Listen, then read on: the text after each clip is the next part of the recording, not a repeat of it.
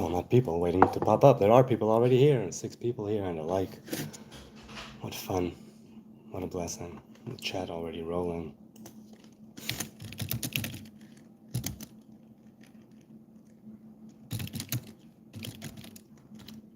I'm live.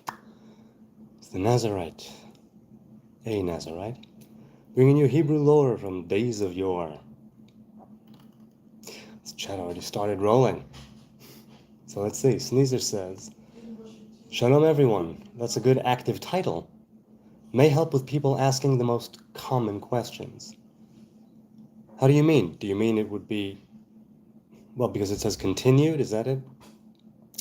Sneezer, are you still a moderator? No, so I took the moderators because the entire idea was that they would be able to pin comments that they see in live in real time while I'm ranting and rambling and spewing my bile on some comment from an hour and a half ago. You know what I'm saying? If the pins are not there for the moderators to use, I don't think the channel needs moderation. I didn't until now. It only came about because of pinning certain things. But if that can't be done, so I don't think there's much utility at this point. It was a practical move, but it's impractical because it can't be done. Sneezer, are you still? Oh, I'm sorry. Ivri Hanazir, yuhu. Hello. Hey, Yodidiav says, have you ever met a person with the name Yeshua in Eretz Yisrael? Not Yehoshua, Yeshua. No, I haven't. Never have I ever. Tea Time retracted a message. We want to hear what you have to say, Tea Time. Sure, but I'm talking about today. Oh, I guess Tea Time said in the past, at the time. Enlighten us, Hebrew Nazir. Oh, I would love to be enlightened myself. So here we go. Let us bring a little bit more light into creation. No, this is still too hot. Baruch atah Adonai Eloheinu, melech ha'olam, she'akol nihi b'dvaro.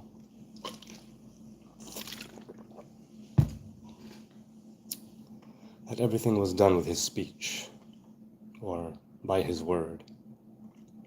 She'akol nihi b'dvaro.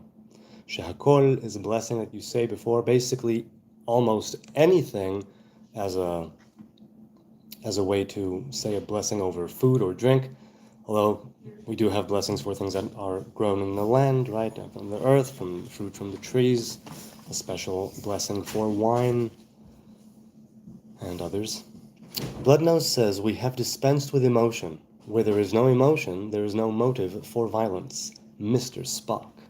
So right now, I'm slowly watching Star Trek Voyager, which I didn't watch ever. I followed The Next Generation when it was on at the time in Israel, meaning probably later than in the States, 6 months to a year, maybe later, I don't know. And I never watch the whole thing. I did watch the whole thing recently, and by recently I mean in the recent year. All of The Next Generation, start to finish. Voyager is one that I never started to begin with, so I thought I'd get into that. Mr. Spock, indeed, Leonard Nimoy, what a character. And as people know, the origin of the live long and prosper is the Birkat Kohanim, is the blessing of the priests. That is how the priests angle their hands above and their fingers. Again, moving their bodies in a certain way, and in order to invite that divine kindness into the world. Turn on the water. To the right of it. To the left, lefty loosey. Okay. Now wait a bit. Let it fill. And now? Pardon? And now?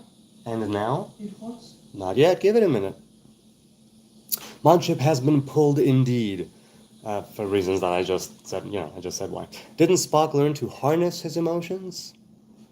No, I think it's all logic. Perhaps it is harnessing. I didn't see enough. I don't know enough about the Vulcan race. And I haven't seen enough of the original Mr. Spock in order to know. Though I have seen him as the Ambassador Spock on The Next Generation. Oh, you have your wrench, but it's an emoji. For a second I was like, what? Robert kept blocking everyone's chat. It was fun while it lasted, and it may make a return. Who knows? The Yao says, I was on a Muslim channel the other day. And they're the worst cancel culture. Can't say anything bad about Mahamu.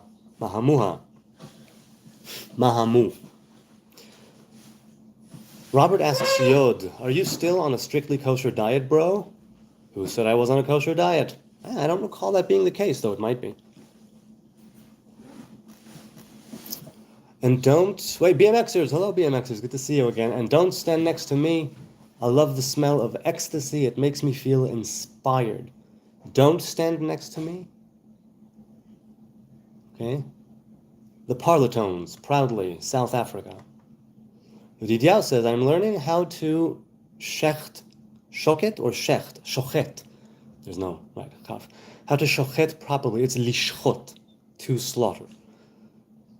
It's the kind of thing that takes experience to understand. Do you feel you are more drawn to that? To the knife and the blood and the taking of a life? Is there something about it that speaks to you? How does it speak to you? I'm curious.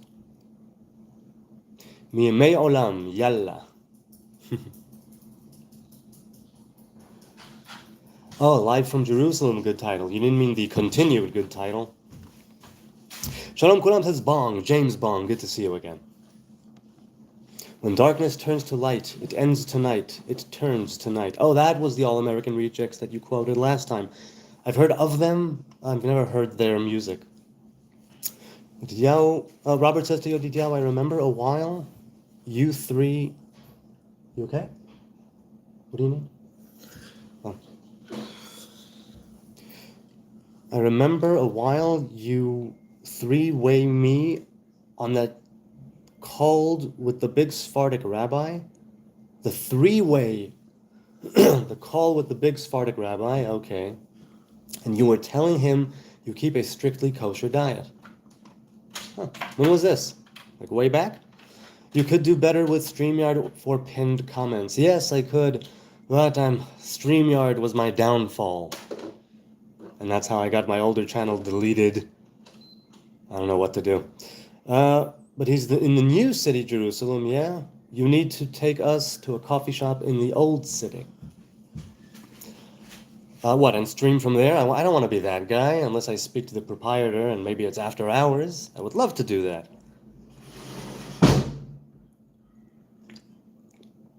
In, a couple of old-time cafes. Sanki, okay, can I speak to your manager? Yes, you can. Well, you can speak to him just like we're speaking now, you and I. And if you're talking about my work manager, well, I dare say you can speak to him too. So hit me up, for the details if you want in the comments. I can't give his away, but... Bong, James Bong, hello everyone, hello. You mean Tuvia Zinger? Yes, Tuvia Zinger, I've seen a couple of his videos. He's very compelling with his speech, if I'm not mistaken, but I haven't seen enough to know what his shtick is. I know he's very much into debating, or at least contending with Messianics, Christians. Voyager is decent. The Next Generation is still my favorite. It is also mine for nostalgic purposes, yes. Baby Ladu, hello sir, how are you sir? Baby Ladu, I'm so happy you asked. Why, I am doing really well right now. It was a very good day. Right before I went live, there was like but I will hopefully be able to put that on hold, on the back burner, devote myself to what I'm doing here. The new one, Picard, quite interesting too. Yes, I heard that Patrick Stewart was back playing Picard a few seasons, and I think it ended, right? It was like a relatively short, right? A few seasons, a few short seasons, if I'm not mistaken, but I haven't seen any of it. I never said I keep kosher, Yedidiao said. I said if you ask if they can help me find kosher food when I start the call. They never ask if I'm Jewish. I see. Robert says, I don't know if it was him, but you were almost schooling him for a second. Where are you from? I am from Jerusalem. Where are you from, baby Ladu? Shalom lekulam, is this better for you? LOL. Naughty Kim Jong-un, are you from Israel? Why, yes, I am. I am in Israel. And where are you from, naughty Kim Jong-un? If I don't ask about kosher food, they always ask if I'm Jewish before answering questions. So I'm curious. I wasn't on that podcast, or I wasn't tuned. I didn't tune in. I don't know which one you're referring to. But if you say they always ask you, are these ones where they would be open to those who follow Jesus, or would it be? I mean, how? Or would they just boot you out? BMXer says, by the way, I forgot to say last night, I'd love to go to an Israeli BMXer's wedding as well. There's quite a few Israeli BMXers now, and even a BMX shop in Tel Aviv. Much what? Okay, that's something sorry, baby Ladu, you'll have to translate it, dumb it down for me. The traveling Klat. Hi, Achi from Israel. Shalom, Achi. Alecha shalom. Nice to see you here. Baby Ladu says, well, I can't read it. The chat jumped again. Hang on. Sneezer says, Vulcans tame their emotion through meditation, without which they tend to turn religious. Didn't know that. So it's not that it's non-existent and purely logic. Emotion is there, but it's tame, right? It's under control. Interesting. Tea Time once again retracted a message. Come on, Tea Time, speak. Bloodnose says, Mr. Spock was a unique character in that he was half human, so he battled emotions like us. Why did I think he was completely Vulcan? Interesting.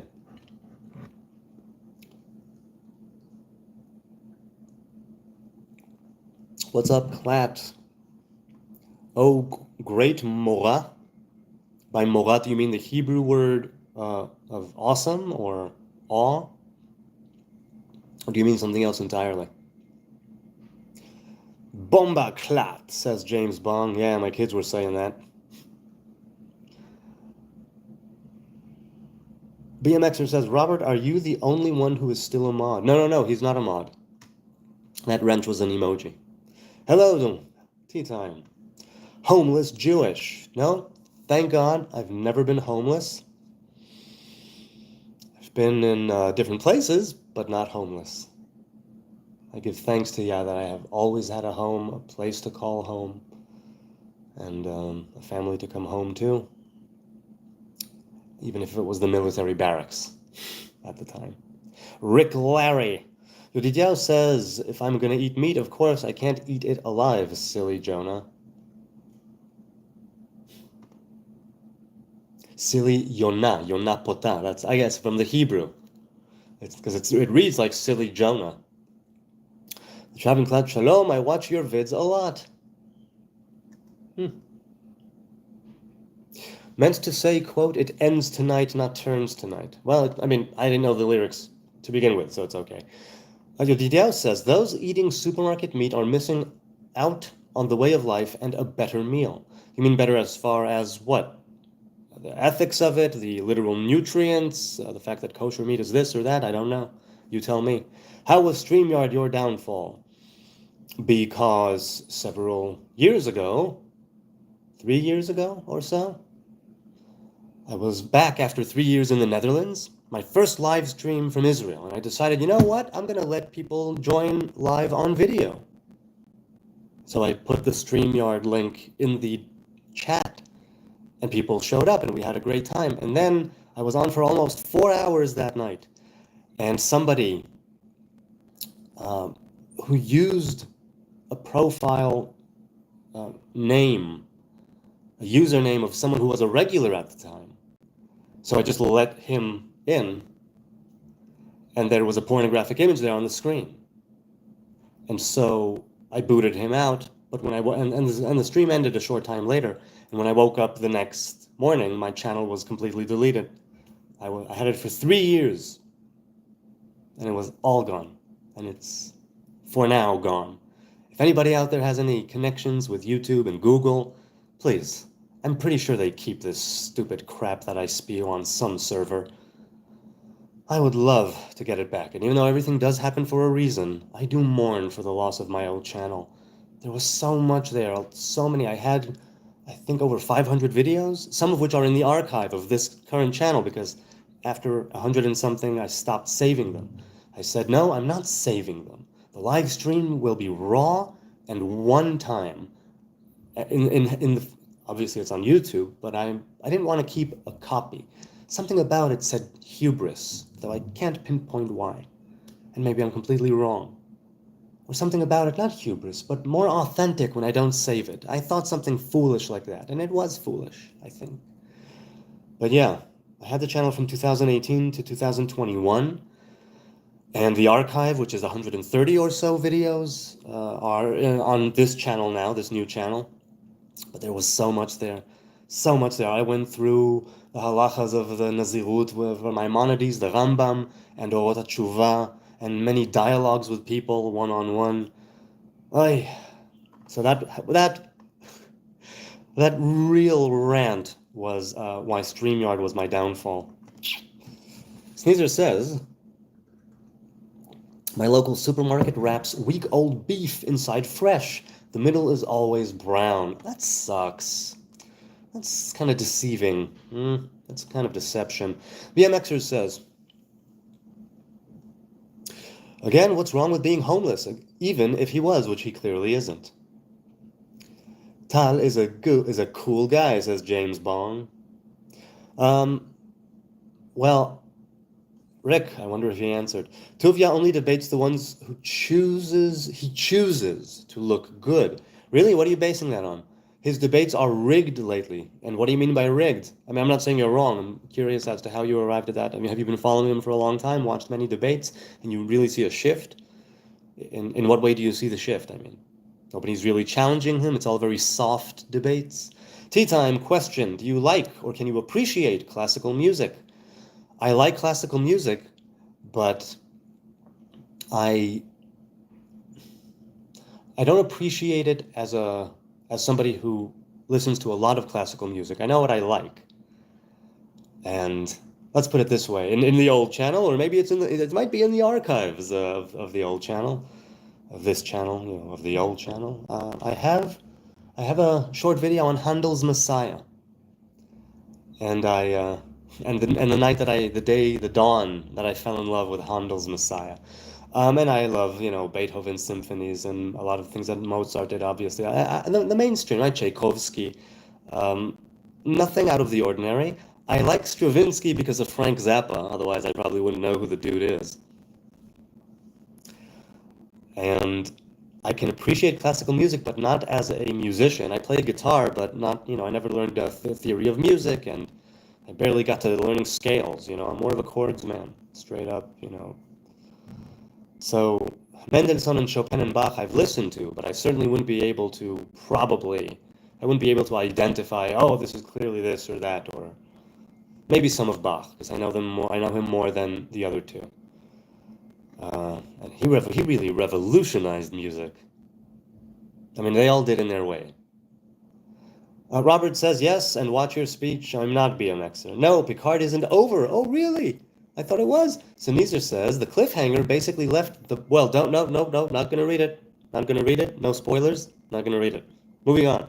BMXer says, because I might see it, so many people have a problem with virgins, homeless people, and people who live with their parents.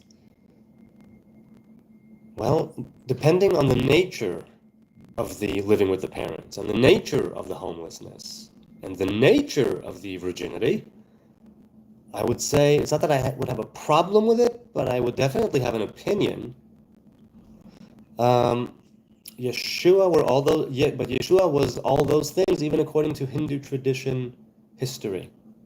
Well, you put Yeshua there, which is a Christian thing, but then you say Hindu. So in both, there were, let's say, avatars of God that were virgin, homeless, living with their parents before they were homeless. How does it work? Yoradan Rayner says, Jordan Rayner, what you doing this year, Christmas? Well, I don't observe or celebrate Christmas in any way, so it will probably be just another day in the Gregorian month of December. And speaking of the Netherlands, when I lived there, it was certainly different because Christmas was everywhere. And I enjoyed the lights, and I enjoyed the feeling of festivity in the air. It's something I don't have here in Jerusalem, really. It's alive and well in different Christian Arab villages and towns, and Bethlehem, of course. Not recently because of the war.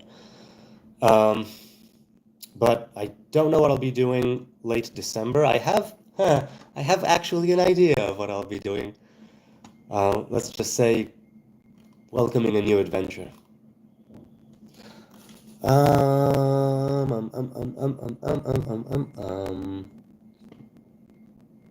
Ironically, said Sneezer, to me, paralleling my book, it came after much time travel. Well, that's in relation to what you said about Star Trek, no doubt, so I'm not going to do that. Oh, no offense. Yedidiah says, most rabbis won't talk Torah if you are not Jewish. Why do you think that is? There's a chance that you're right. There's such a thing as, let's put it this way, the 10 martyrs of the kingdom,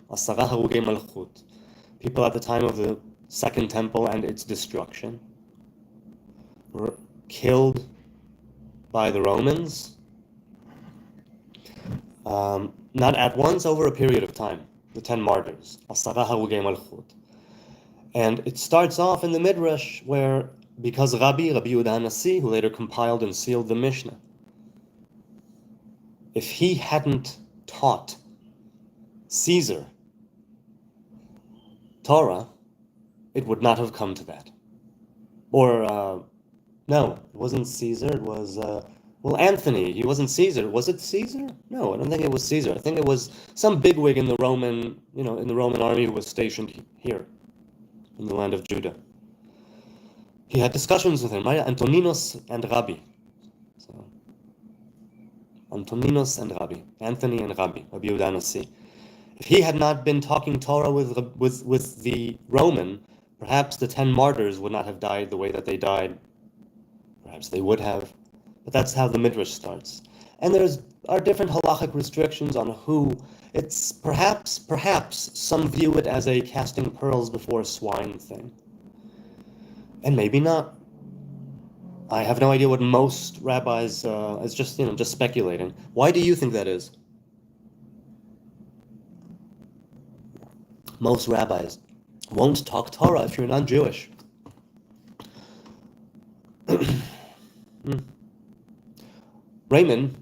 Jordan Rayner, what are you doing? You asked me, I'm asking you. People, good people, those who observe or celebrate Christmas, what are you going to be doing for Christmas? Returning the question back. What you doing at New Year's Eve and New Year's Day? Well, probably more of the same. Right when you need a mod, ha ha ha ha. User GER2, 2222 says, oh dear, what is your opinion on what is happening in the West Bank right now? I don't read too much of the news. I know Tzahal is operating there now, the IDF. I think that the IDF needs to operate there in order to root out terrorism and attacks against Israel. And I think that I don't know what's going on there right now. If you're asking, I have no idea. If you mean like right now, this moment, something happened 20 minutes ago and I have no idea, I don't know. If you're talking about the general West Bank, there is still a lot of terrorism there, and attacks, and criminals and terrorists. And so Tzahal needs to root them out. Or they need to simply put down their weapons and surrender. That would be preferable, of course, and we can live in peace.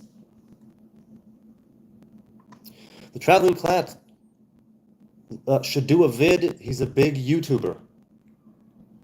You mean both of us should be on? Maybe, I don't know. I don't know the guy. Bloodnose says, I asked Leonard Nimoy if he believed in an afterlife. He said his rabbi preached about reincarnation. Yep. I mean, some oppose it, it's disputed, but a lot of people hold in reincarnation. I believe it. I guess it's not a hill that I will die on. I focus more on the here and now, as a general rule. But there is something definitely to reincarnation. Obviously, he's in a home, says Robert. Obviously. Maybe it's not my home. Maybe I'm couch surfing. Leviticus 3:4-5 says Taylor. Leviticus 3, verses 4-5. The verse is saying that the kidneys and liver will be sacrificed on the altar, or just the fat that is on them.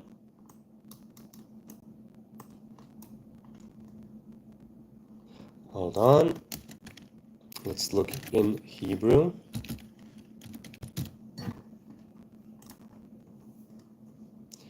Okay. So what are you doing? Three. What is it? 2 and 3. 3, 4, 5. Okay. ואת שתי הכליות ואת החלב אשר עליהן, אשר על הכסלים ואת היותרת, על הכבד, על הכליות יסירנה. Yes, it's the inner organs and their fat and the chelev. Yes, that is correct. And there would be a long procession of priests, each holding a different, thing. And they would bring it up, coming in on the right, if I'm not mistaken, and going around and exiting on the left down the ramp. Down the ramp. Fun fact, in the second temple, and probably in the first temple, but in the second temple, it said that the way that if a couple of priests won the honor of bringing something onto the altar, they would need to literally run to see who gets there first. Whoever gets there first within a half a meter or so would be the one. And then there came a time when 2 priests were running, and one of them fell and broke his leg. And because of that, it was by a lot, by a draw. There were 4 times in the daily ritual of the temple worship that lots would be drawn, where the priests would be in a circle. I mentioned this recently in a different context. The priests would be in a circle, and the memuneh, right, the one who's in charge, the priest in charge, would take one of their caps and start counting, and that's the lot.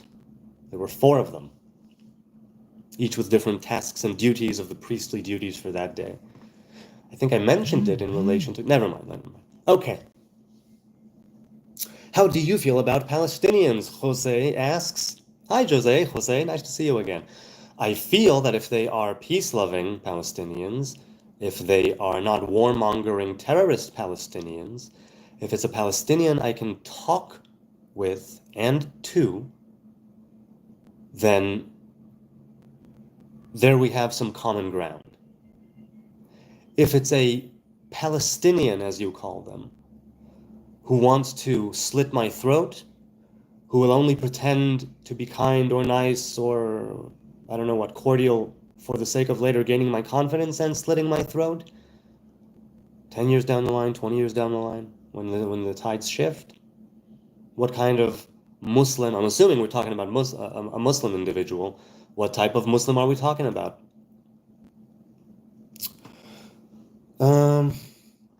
Sneezer says, hey Jen, I'm curious, is your name spelled Yehonatan or Jonathan? It is Y-O-N-A-T-A-N, Yonatan, Y and O. There's no hey, it's not Yehonatan. There's also Yehonatan, the son of Saul. Yehonatan appears in both ways. When it's spelled one way, it's a certain divine revelation working through him. And when it's spelled with the hey, it's a different divine revelation working through him in those verses, in those stories.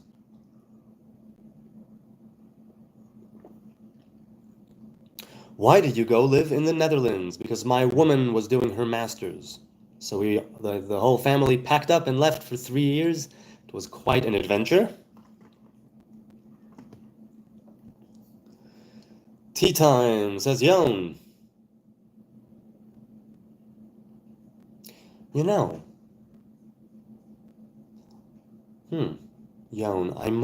you've said it several times and I don't mind it. But I'm thinking if I attribute and associate it, so much to my father. I don't know. Nobody but him calls me that. That's why it's a little strange. I don't mind. You can call me whatever you want. Tea Time says, question, Yon, have you heard of Yehudi Menuhin? Yehudi Menuhin?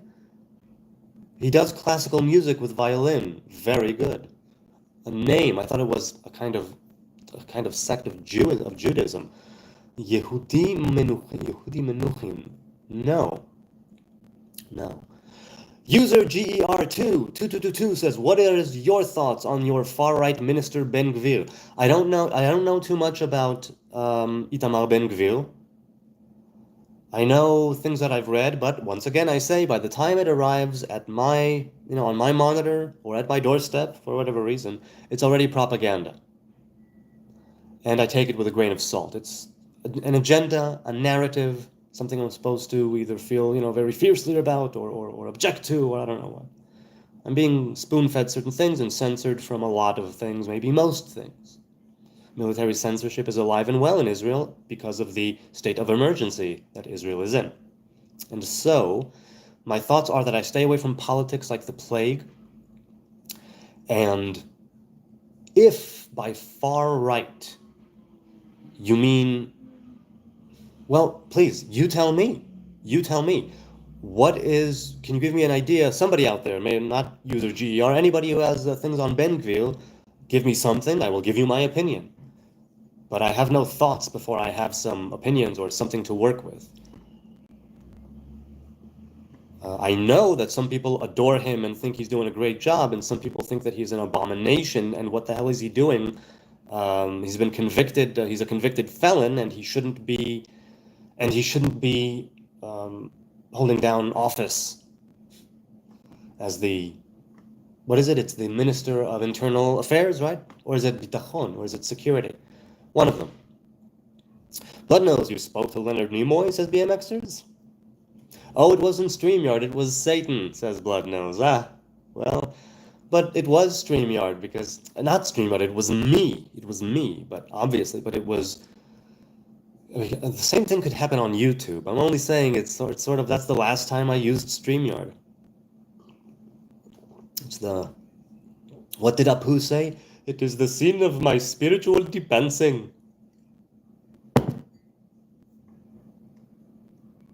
You look broke as hell. You know what? You would be surprised at just how rich and wealthy I am. But I thank you. I thank you. I think a person should live within their means. I don't always follow it, but that's probably a good idea. Robert freaking exactly, says BMXers. Oh wait, I'm sorry. I missed a couple there. Tori, hi Tori, good to see you. I can get your channel back if you smoke a shard on stream. I know people high up in YouTube. Well, you're out of luck, Tori, or maybe perhaps I am. I don't know what a shard is. So, can't do it. But if you tell me what it is, I'll definitely consider it. Bloodnose says, yes, BMXers, I met him at a convention. That's nice. BMXer says, wow, to Bloodnose. Meeting someone like that's pretty cool. What's the weather like in Jerusalem now, Jonathan? Hello, Paula, good to see you. Well, there's a lively wind in summer nights in Jerusalem, most of the time, unless it's a real heat wave. There's a lovely mountain breeze. Avir harim tzalul kayain. Right? It's clear as wine is the air in Jerusalem. So I love summer. I adore summer. I'm a summer child. Oh, you sweet summer child. That's me. And the weather is pretty awesome. So sad you lost it all. You lost it all? I'm sorry, that's probably referring to something I said, some time ago, and I don't know what it was. BMXer says to Shkone, why? And are you Christian or perhaps Hindu? Hello, friends. Tejas. Hello, Tejas. Good to see you again. I was homeless in Israel for about a year. It was a great way to live. BMXer says Buddhist or Rasta, maybe. Hey, Tejas says BMXers. Hey, Splash Fuzz. I like the Nutcracker Suite. Yes, I do too. I don't know if I ever listened to the entire Nutcracker, but you gotta love the Dance of the Sugar Plum Fairies. And, well, a couple of others I don't know by name, and that one I associate with Garfield more than anything, with the original cartoon Garfield from the late 80s or early 90s. Hey, Jew, says BMXers. MD, free Palestine. I agree, MD. Free Palestine from Hamas. Thank you for supporting Israel. Free Palestine from those terrorist bastards. MD, thank you for speaking truth. Free Palestine from those a-holes. Yetidiao says, his debates include just random Christians that know nothing about Torah or their own New Testament to humiliate them. I mean, if that's the case, then that's a shame. You know me, I'm not a debater. I wouldn't debate anyone on anything, I think. But people who do, and wait, okay, so he does this and it's recent. How recent do you say that it is? If you're joining us just now, I was talking about how Rabbi Tovia Singer, who debates Christians, recently it sort of shifted towards him only debating random Christians that barely know anything about their own Bible and the Hebrew Bible in order to humiliate them. And I'm saying, and where do you see the humiliation? Is it an intellectual one? Do people burst into tears? How does it go? Caleb is here again. Shalom, shalom, and peace on your household, brother. Thank you. A lovely blessing. Right back at you, man. People ask if he's homeless even though he's at home. Yes, that's right. Because they see a beard or sometimes the hair. And immediately, you only answer questions you think is right. No, Mr. User GER. It's that I'm literally reading them one by one. And so I'm reading this, yours right now, at 9:19. That's the timestamp. And it's now 9:37. So I'm reading it 18 minutes after the fact. I try to get to every single one I can every live stream until I stop streaming for that night. And why sometimes I even go back and dig into the old streams and comments and insert things there. Oh, that hasn't happened in a long time because the chat here is so fruitful and so prolific. So no, user GER, I don't only answer questions I think are right. I will gladly admit ignorance. I will gladly and happily admit that I'm wrong about something, the possibility of me being wrong. I think I'm wrong about most things in life, but the things that I hold to be right about, those are the things I care about. And so I don't mind saying that I don't know other things. And I don't mind saying that I'm right or wrong about other things. But if you say so. Yudigyao says, most of Tuvia's arguments against Christians, if applied to Judaism, would also make his religion false too. Can you please give an example? I'd love to hear that. Connor Ryan, LOL, a religious man saying follow the white rabbit is kind of an ironic oxymoron. Well, I don't consider myself religious, though I kept Orthodox Judaism strictly until my mid-20s. I consider myself, off that path of Orthodox religion and on a different path, which definitely incorporates its values and its teachings into the way that I am with the Most High, the way that I worship God. But I definitely followed several white rabbits in my day, and I will probably continue to do so. So, an ironic oxymoron, perhaps, Connor, perhaps. Taylor says, outside of the 5 books of Moses, what other books or stories in the Tanakh do you study, think about often? Well, I read the Tanakh regularly, and if it's not a book that I'm studying during the week, then it's the Haftarah, which is the portion of the prophets which appears in Orthodox and other traditions. In congregation, when you read the Torah, you read the weekly Torah portion and then a portion from the prophets. And this harks back to a time when the Jews were commanded not to read the Torah, and so they replaced the weekly Torah readings with a portion of the prophets which relates in some way, whether it's the nature of the time, if there's a holiday, or what the Torah portion is speaking about, and they created what's called the Haftarah, which is a portion in the prophets. And so even if I don't read a certain book, or am drawn to look up a certain thing or regularly read it in that way, I do regularly read the Haftarah.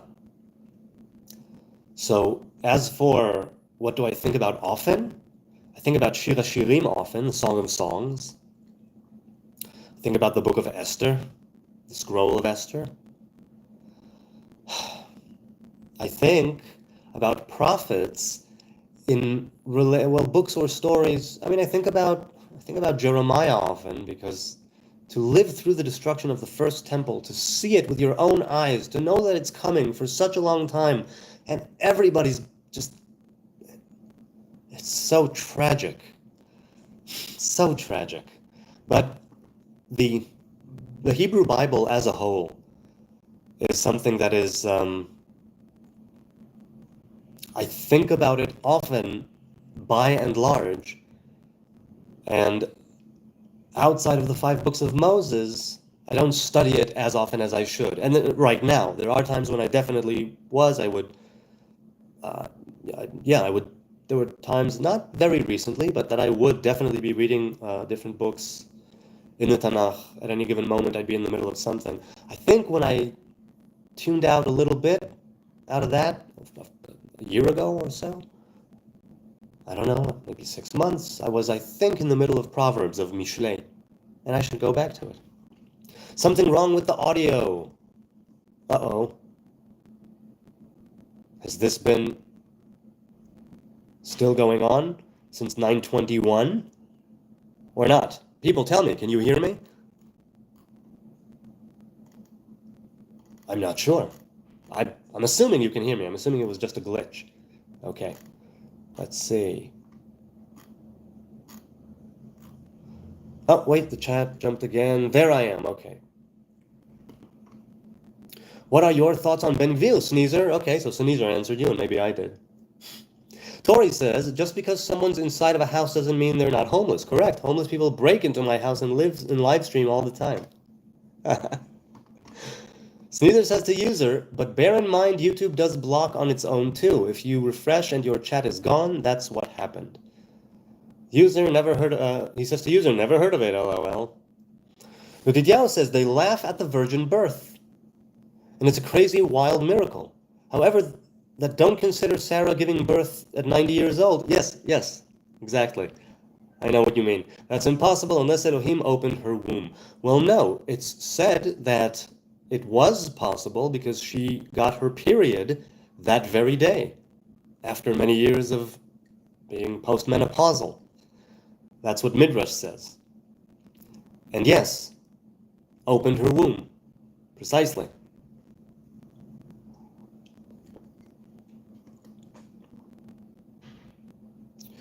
Robert says, Tovia Singer would get blown out of the water if he talked to Zev Porat.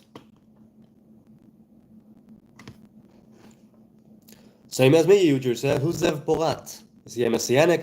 I'm assuming with that name that he's a Messianic Jew. Is he a scholar, a rabbi? What's his deal? User says to Sneezer, LOL, I will mostly comment on Christian aspects and perspectives combined with my own revelation, of course. Splashfuzz says to Yodidiao, how is that a comparison? Get a better argument. It's not a comparison, but it is a valid argument. It's a valid argument because you can say, obviously, there's a kind of break, because it was still biologically sexual intercourse, anatomically sexual intercourse.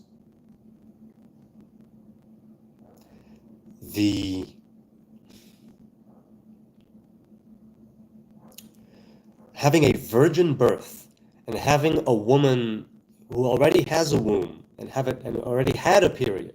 The Torah says, right? It had ceased to be with her, her monthly visitor. The way of women was not with her. So it came back. Something that was there and went away and then comes back at 90 is a lot more plausible, I suppose, than a completely virgin birth. A virgin, right? Insemination, inception, gestation, birth. So I agree. It's not a perfect comparison, but it is an argument nonetheless. Osama bin Laden, says Ionima. No, that's not me. I think Osama bin Laden, if we're talking about the same one, is quite dead. Unless he's still in that cave. Yes, you do that, Sneezer, says user. BMXer says to Robert, from what I've seen, I think it would be the other way around. That Zev Porat would blow Tovia Singer out of the water? Okay. So Sneezer says 10 martyrs is very little over the history of martyrdom. Yes, the reason why they are known as the Asara Harugei Malchut, even though there were many, many others besides, is because these 10 corresponded to the 10 tribes which sold Joseph to the Ishmaelites. The Midianim to the Ishmaelites to the Egyptians.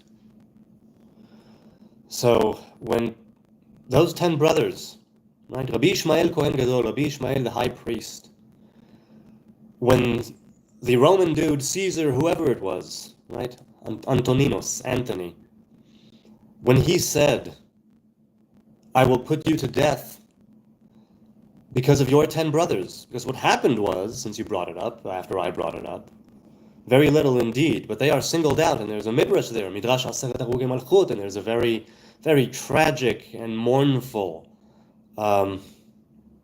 liturgical poem, if you will, that speaks of this, which is recited traditionally on the Holiday of Atonement. And it tells of how Anthony called the 10 wisest of the generation, the 10 wisest men of the generation. Even though it's disputed among the scholars, academics, historians, they say, no, those people were probably 150 years, closer to 200, and not exactly the same generation, but a longer span of time. I wouldn't know. I'm not a scholar or an academic. I know that they're considered to be of the same generation, if not more or less. And Rabbi Ishmael said, give me a few days to know whether this is a divine decree. And if it is a divine decree, you can put us to death. He filled his hall with shoes, and he called the wise men, the 10 wise men, to him, and he said, doesn't it say that if, in your Torah, doesn't it say that if a man captures a fellow Hebrew man and sells him, he will be put to death? And he said, yeah. And he said, when was the debt paid that your ancestors incurred when they sold their brother Joseph to slavery? They put him in the pit, drew him out of the pit in order to sell him. That's right there. And so, if those 10 brothers were alive here and now, I would tell you 10 wise men to try them and put them on trial. Or I would try them in front of you wise men, rather. But since they are not around, and since the days that those 10 brothers, the 10 tribes, people, the 10 brothers, since the day that they walked the earth, no one was equal to them but you. And so I'm judging you for their sin. So Rabbi Ishmael took a few days. He was fasting and he was praying, and he did that Kabbalistic astral projection, as it were, aliyat neshama, an ascending of the soul, it's called. And he asked, right, Michael, if I'm not mistaken, met him there. Michael, who is the high priest in the heavens, corresponding to the high priest on earth. So Rabbi Ishmael's counterpart.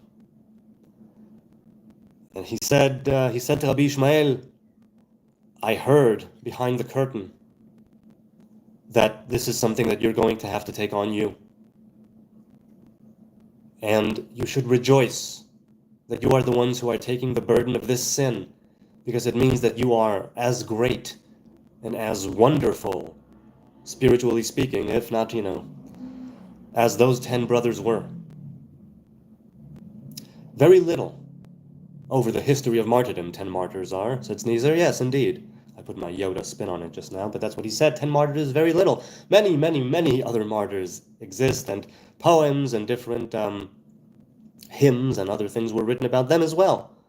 Piyutim, right? Like a liturgical poetry. What is it called? There's a name for it. Anyway. But the Midrash of Aseret Harugei Malchut, because it's recited on the Holiday of Atonement, it really, really just twists something inside of you in your heart.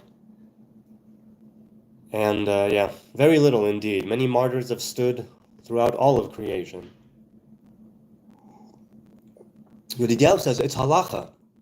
A non-Jew learning Torah is like he's having sex with a betrothed woman. It's not allowed. Torah is the inheritance of Yaakov. Well, right. Torah natan Moshe morasha keilat Yaakov. Torah tziva lanu Moshe morasha keilat Yaakov. However, I'm inclined to not go in the way of that particular halacha. Much like I'm not inclined to go with the halacha that says that you shouldn't teach Torah to a woman, or oral Torah to a woman. So, yeah. LOL. Ammonia. Ionima. Where? Says BMXers. Tori, so he breaks into the same house while the kids and dog and wife is there every day to talk about the Bible for 3 hours. Sure. Yodidial says, however, just as the glory was taken from Adam for sinning, same happened to the Bnei Yaakov once they had the glory of Torah. For now it's been given to the common folk and the world. Well, I'll tell you, they got back the glory of Adam at the assembly at Sinai.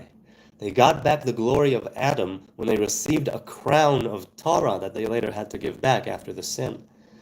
And it adorned them for a short period of time. That crown of Adam, that crown of Torah, that crown of Eden, that primordial crown, the Edenic crown was on them again.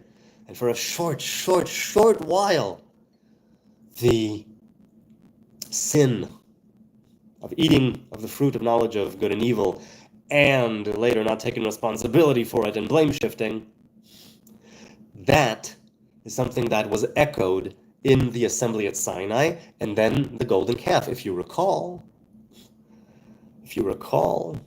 it says that the people of Israel were like, well, we don't know where Moses is. If they just would have waited one more day, just like Adam and Chava, if they just would have let Shabbat come in, they were created on the very, on afternoon of Friday. And if they just would have waited for the sun to go down, as it were, and for Shabbat to come in. But when Adam and Chava were cast out of Eden, we are in a world between worlds, right? And that time between the Edenic Friday and the Edenic Saturday stretched into what we now know as human history. And the same thing happened with the golden calf. That impression of the Torah is still here, definitely. The oral traditions, even though they were later, they had to be written down, the spirit is definitely still there, even though it requires a heavy update.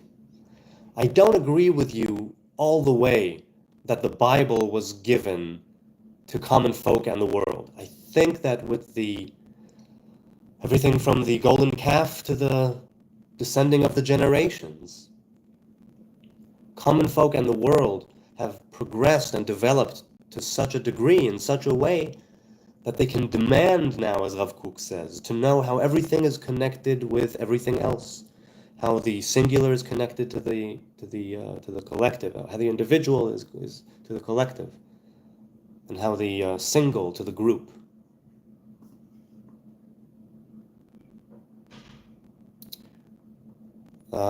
Tea Time says, did Rabbi Nachman ever say anything about reincarnation within Jewish understanding? Please share anything you can. How is the Jewish understanding different from Hindu or Buddhist? Since I don't properly know the Hindu or Buddhist thought on reincarnation, I can't tell you how it, in relation to that. In relation to Rabbi Nachman is Chassidus, and Chassidus is a lot of the Ari. That's part of what spawned this new ancient path of Chassidut, right, with Rabbi Yisrael Baal Shem Tov. There was the Ari in the 16th century in Tzfat, and then shortly after that, Rabbi Yisrael Baal Shem Tov and Rabbi Yisrael ben Elazar, or is it Eliezer? Rabbi Yisrael ben Eliezer, and who was the traditional founder of modern-day Hasidism, and concurrently modern-day Hasidism as well. And it's all based on the Kabbalah, and it's all based on the written and oral Torah, and it's all based on the Ari, a lot of it. So, since Sha'ar HaGilgulim, the gate of reincarnation, of reincarnations, plural, is one of the Ari's teachings, and one of his greatest books, then, maybe not the most cited, but definitely canon to anybody who learns the Ari, who studies the Ari, who reads the Ari, then I don't know how different it is, but I don't know if Rabbi Nachman said anything particularly different about reincarnation, because I don't know enough of the Ari's teachings, and I don't know enough of Rabbi Nachman's teachings. I can't tell you for sure if he did say it or not say it in relation to things the Ari said, or things that was a chidush, right, something new that he had come up with, so to speak.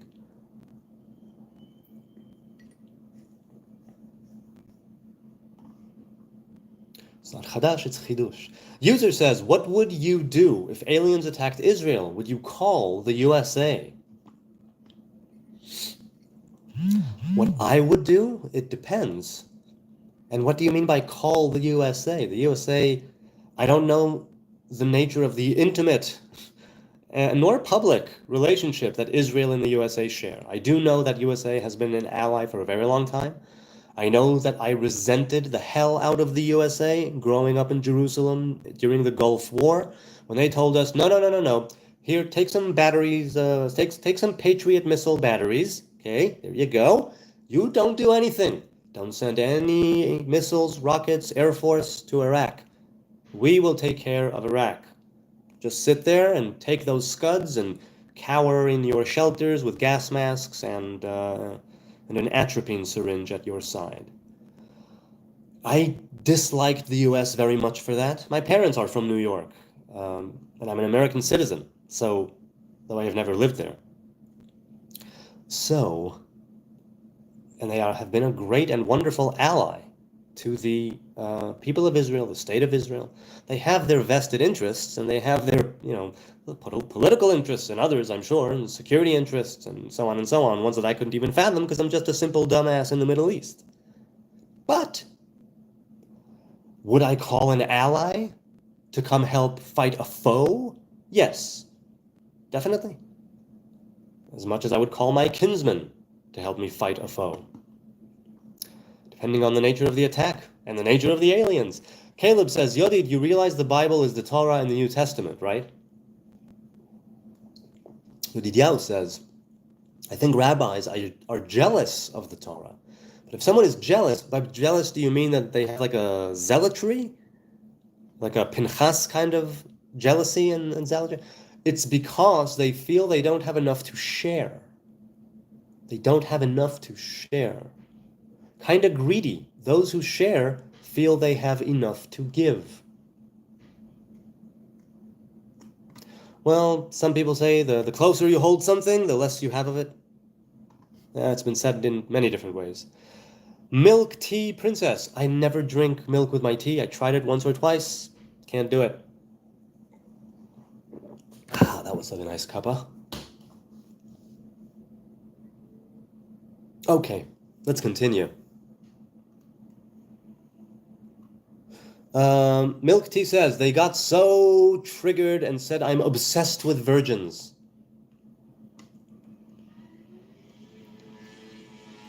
They got so triggered, obsessed with virgins? Talking about the virgin birth? What are we talking about here? Obsessed. All right, Splash Fuzz, BMXer says, Splash Fuzz, not a good argument indeed. The Torah isn't the New Testament, says Yodidiahu. I agree, the Torah isn't the New Testament. User says, just what I thought, you have shut your eyes to the massacre. No, I have not. This came in at the timestamp 926, so I'm not sure where I was or what we were talking about at the time. But, shut your eyes to the massacre? If there is a massacre, it's Hamas that is massacring. And if there is a massacre, it's one that they perpetrated and carried out and said they would want to carry out more of since October 7th. Plus, if you're talking about a shutting one's eyes, I think that when my country is under attack and the enemy, Hamas, is using women and children and innocent men, women, and children as human shields, it's not that I shut your eyes. At that point, it's simply the nature of war, and it sucks. It really, really sucks. And there are people who do terrible things on both sides of the conflict. I don't shut my eyes to the massacre, unless you consider me not watching news a lot. Because, no, why on earth would I subject myself to that? I read some headlines, that's it. Because, like I said, also, by the time it comes down to me and to my monitor, whatever it is, it's propaganda. That's how I see it. Controlled by others, manipulated along the way. So, somebody is interested in me following a certain narrative on both sides of the conflict. I mean, the Bible has both, Caleb says. Right? So again, as far as I'm concerned, the Hebrew Bible ends with Divrei Yamim, right, with Chronicles, and doesn't continue, and the rest is, you can consider the Brit Chadasha, the New Testament as they call it, you can consider it apocryphal, is that the term? Sfarim Chitzonim, those who didn't make it into the canon of the Hebrew Bible. I don't think the sages ever considered putting them in the Bible. I think the Bible was sealed before some of those books were even written, and those people existed, so you know what I'm saying? Tea Time says, Robert, Tea Time, reincarnation is not a Jewish idea, says Robert. The Far East Asian countries influenced modern Judaism. Yes, they did. That's how it seeped in. Again, nothing at all in written Torah or Tanakh or Brit Chadasha. Correct, because I can't speak for the Brit Chadasha. Torah and Tanakh is about the here and now. And where does it meet me? These books, these stories, these mythical figures, these traditions, this lore, these commandments, these covenants, from the one that the individual could make like a Nazarite vow, and all the way to the rainbow, the covenant of the rainbow that's between God and all creation. All of that. It all has to do with the here and now. And where am I now in relation to this? What am I to do with this? Look at this. What do I do with it? Reincarnation does not have a place in that very simple, direct, straightforward way of thinking of Torah and Tanakh.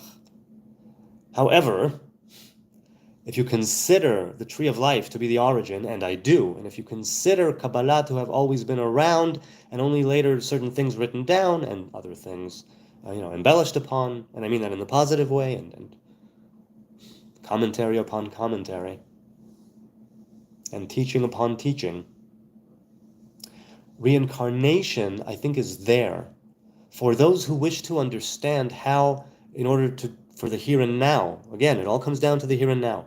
Those who are into, let's say, Sha'ar HaGilgulim of the Ari, right, the gate of reincarnations. I think the reason why someone would want to study that type of Kabbalah is in order to understand how those people with whom different divine attributes are associated, right, the 10 classic attributes of the divine in the tree of life, from Keter to Malchut. Different sages and different figures in Tanakh have held on to a certain divine attribute. The 4 major ones, right, are Avraham, Yitzchak, Yaakov, and David. That's what's known as the Merkava, the chariot, the 3 patriarchs and the king. Chesed, Gvura, Tiferet, Malchut. That's what they correspond to. Abraham, Isaac, Jacob, David. Reincarnation there, let's say, would mean that the spirit of Chesed, of the right hand, the spirit of Gvura, of Din, of the left hand, that spirit which is a synthesis of both beauty, harmony, balance, Tiferet, on a lower level, not the original harmony, not the original balance of Keter, but after a duality had split. And then coming down to Malchut, where everything pools in and can be made manifest in the physical world. We learn, as Hebrew men and women, when we study these things, how to behave and how to connect different divine revelations and how to understand the relationship between the different divine revelations insofar as they are in the Tanakh, in the Talmud, in the Mishnah. The characters there, you can argue over if they existed or not, these things happened or not. There's a teaching there. And Sha'ar HaGilgulim, for instance, for the classic one, right? Chanoch and Eliyahu, and Pinchas. Chanoch, Pinchas, and Eliyahu. If I'm not mistaken, the Ari says they are one and the same. And he's probably bringing down that teaching from a more ancient source. So that's like a well-known one anyway. Okay. Wait, no, it's not Chanoch. It's Eliyahu, Pinchas, and who? I don't recall. But not Chanoch. Chanoch is perhaps a different one. Let's continue. Tea Time says, my father says, FYI, on Christmas you will be lighting the first Hanukkah candle. Oh, well, there you go. Lop? What is L-O-P-P? An O with an accent? I don't know what that means. Caleb says, but I sent that as you sent the second part of your message. Okay, so you said that, okay. Tea Time says, question, did any Chassid rabbis teach the more Jews who are observant, it will usher in days of Melech HaMashiach?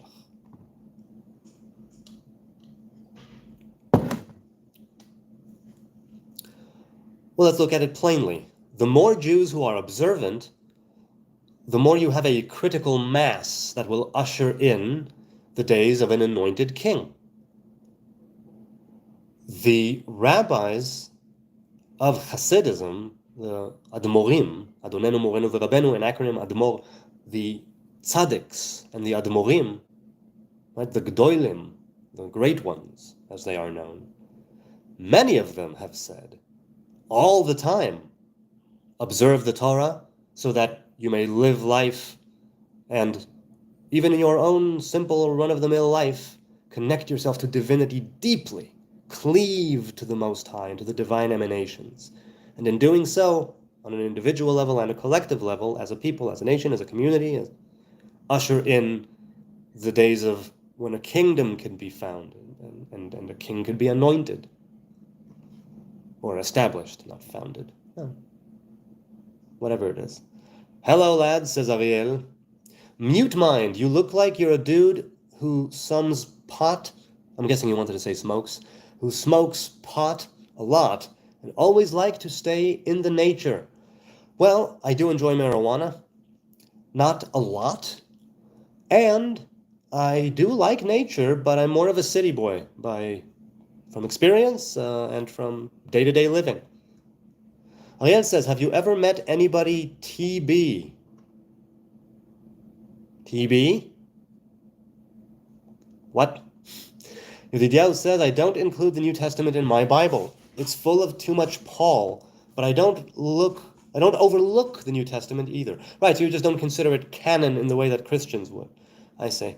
Sneether says to Robert, I believe you are mistaken about the concept of reincarnation in the Torah, but will let HN give perspective. Please, by all means, give yours. New Testament is way too messed up to be in my Bible, says Yodidiah. What do you think is messed up about it? I mean, you mentioned Paul. You think he made it too much of a different religion?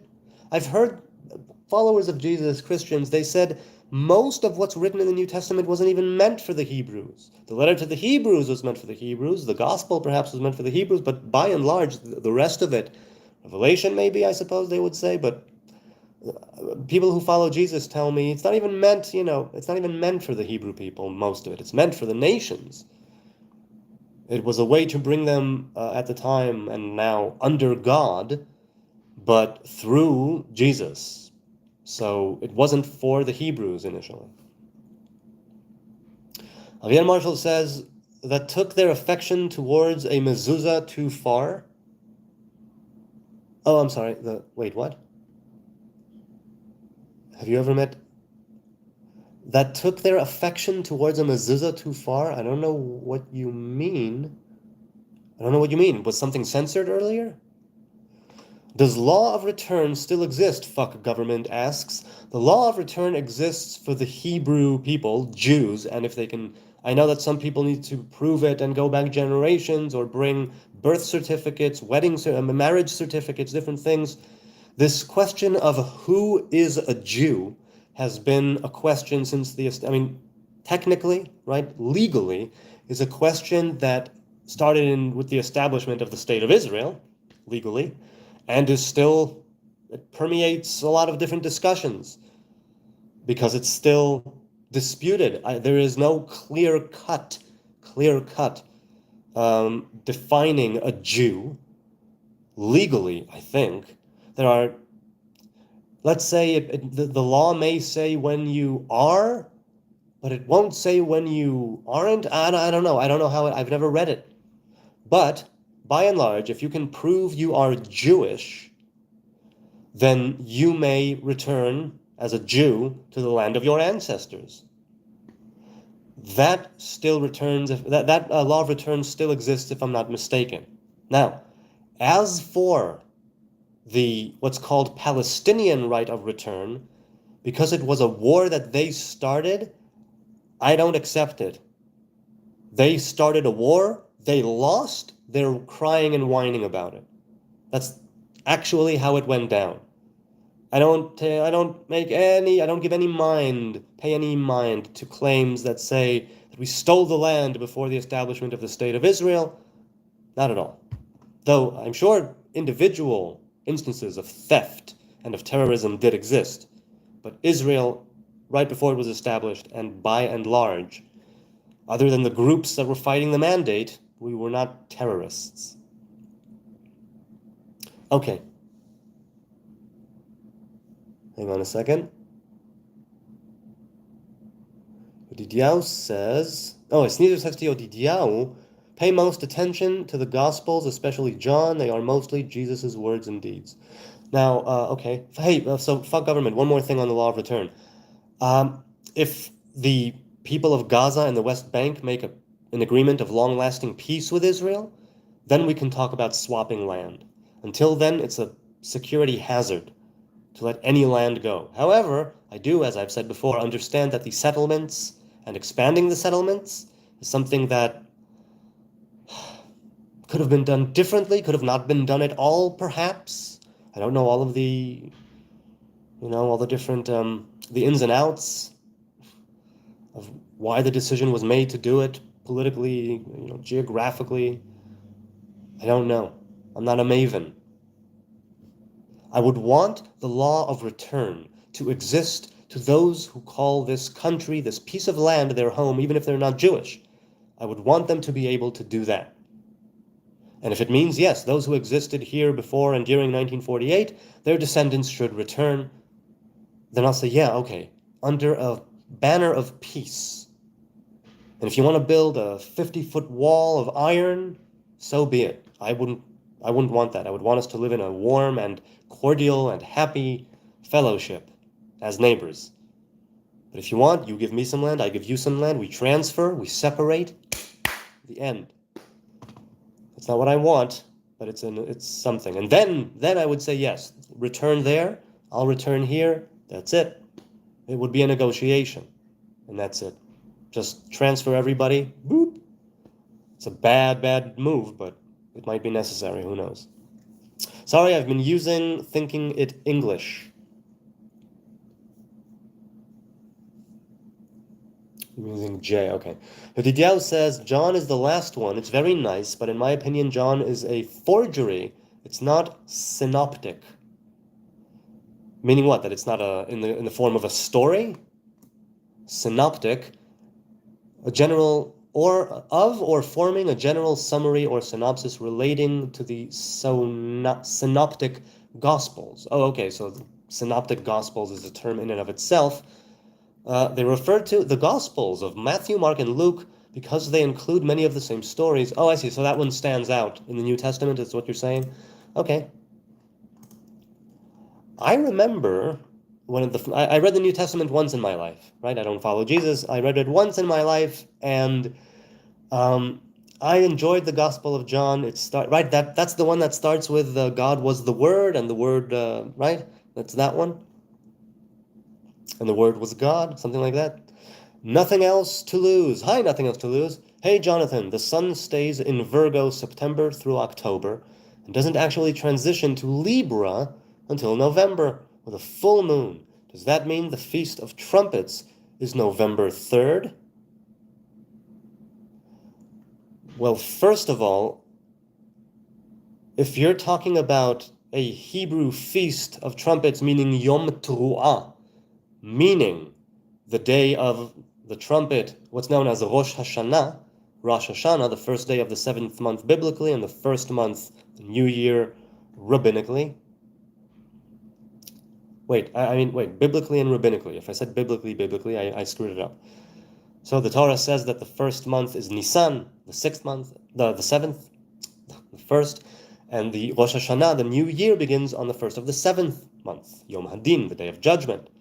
So you can't say anything about Yom Teruah, but then speak of October and November, because the astrology that would pertain to the Feast of Trumpets is Hebrew astrology, and that varies a lot from other types of astrology. So which one is it?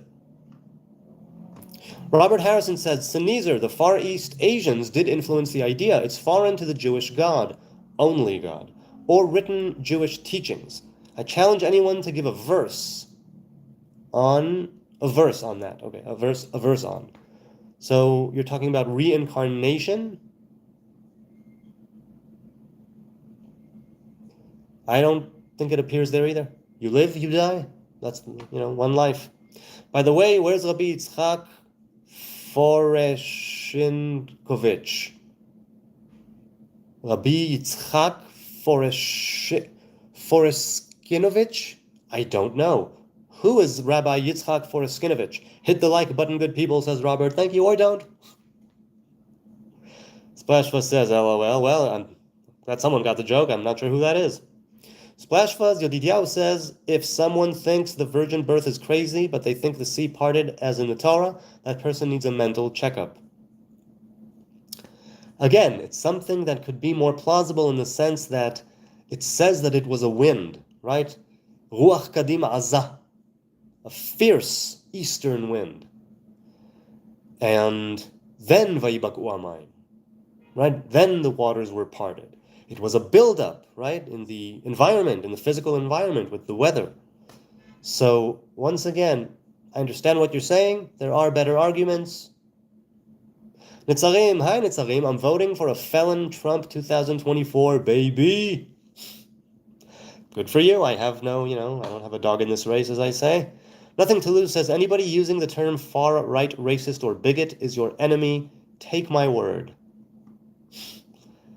You think? Says user GER. I'm not sure what that's referring to. Yod, you lived in Israel for half a year. If I was going to be homeless, I would do it in Israel like Yeshua did. But, says Robert, would only do it for a week. Hey, one hell of a week, huh? Trump, says Robert. So why Trump? I'm curious, because I'm not going to vote. So I don't live there, So why Trump? I'm curious. Splashfuzz says, I think he means smoking crystal meth. Oh, see. A shard referring to the crystal version. I see. A shard, not crystal. No, not gonna do it. Thank you, though. Yodidiao, Splashfuzz says, Yodidiao, again, those are miracles performed by God, but doesn't encompass creating a whole human body to love among us. You're reaching hard.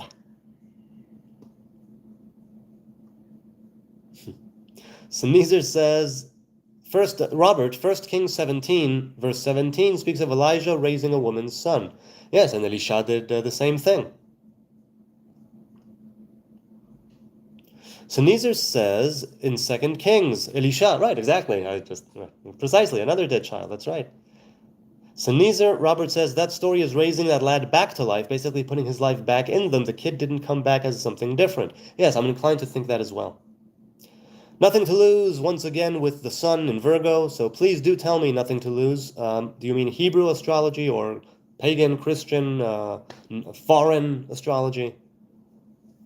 Yodidiao says to Splashfuzz, they're only miracles to you, but to anyone else it's a silly legend, just like the virgin birth.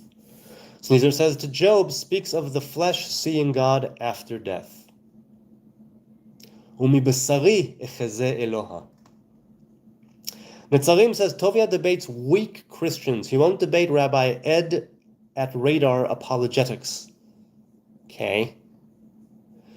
Ridyao says, if Elohim can make dry bones come to life, I'm sure he can do anything he chooses. It's not me to say what he can and can't do. Right? The divine revelation has its infinite nature, and the divine revelation has its finite nature, like evil that will be taken away. BMXer says to Robert, yip, me too, although homeless could be hard, especially in modern times. Yep. There's a movie, is it a Mel Brooks film? I don't recall. Is it Life Stinks, about the guy who becomes homeless for 30 days, if I'm not mistaken? It's a bittersweet comedy, I think. Well, maybe, comedy, I think. Yodidiao says, but anyone who says that Elohim can and can't do is automatically false. Yod agreed, but God can do anything. BMXer says to Nitzarim, did he say he won't? I mean, are you just saying that as somebody who he would debate? Or did he specifically say, I'm not going to do it with that guy? Ariel says, what or who exactly is religious?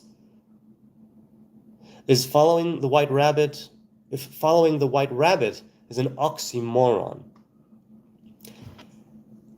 I think following the white rabbit is going, off and doing your own thing, much like Alice follows the white rabbit, right? She's walking home from tea, or she's walking home to tea, or studying, if I'm not mistaken, but maybe she sees it again when they walk home for tea. I don't remember how it begins. It begins with them studying, her and her sister. She sees the white rabbit, she follows it, she falls down the hole into Wonderland. And what I love about the book is that it's unclear whose dream it was, and if it was a dream. And what I didn't like about the Disney version is that it's definitely a dream. If I'm not, wow, it's been many years since I read Alice's Adventures in Wonderland, though I have it right here. It's been a long time since I read the whole thing start to finish. I've referenced it here and there, and I had to look at something there, and through the looking glass too. The last time I looked at it probably was in relation to something Humpty Dumpty said, or the part where what you don't realize I'm a gnat, something like that. That rings true. At any rate, to follow the white rabbit is to go down Wonderland, and not a path that someone laid out before you for you to follow. Not halacha, where you are, here, walk the path. It's going on a different path. And I precisely say that I'm off the derech, I'm off their derech. And so I'm on my derech, I'm on my path, I'm on my way, I'm in my Wonderland. And my life certainly is a wonder. Most definitely. Wonder-filled, wonderful. The flood is always coming. But yes, life is wonderful. Wonder of wonders, miracle of miracles.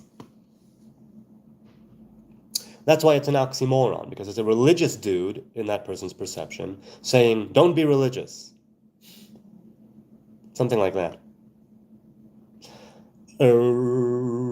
Elohim, said Sneezer, being children of God have limitations, though mostly time-based.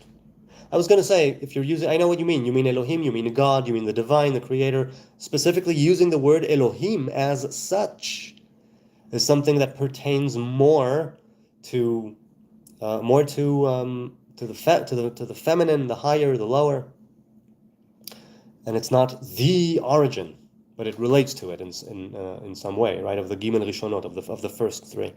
Netzarim says to BMXers, the invite has been extended often and publicly. He's either ignoring him or he refuses. Then I would ask, okay, I'm not the guy. On what grounds do you think? Does he also say why? I know people who, let's say, for example, I know people who won't, on general principle, debate a Holocaust denier. Jewish Holocaust. Many Holocausts have existed. Not the fact that Holocausts exist. I mean the Jewish Holocaust, obviously, World War II. Holocaust deniers, they won't debate them. Okay, I guess I can see the point. Depending on the nature of the debate, how somebody, won't budge on X, and who does X, you won't debate him. I kind of get that. Okay. Oh, wait, the chat once again has popped up. Oh, come on. Oh, okay, here we are. There we are. White rabbit, oxymoron. Here. BMXer says, I know him to say he'll debate anyone, and I know of people who refused to debate him. Okay. Robert says to BMXers, men like Yeshua, King David, and various others were homeless in Israel.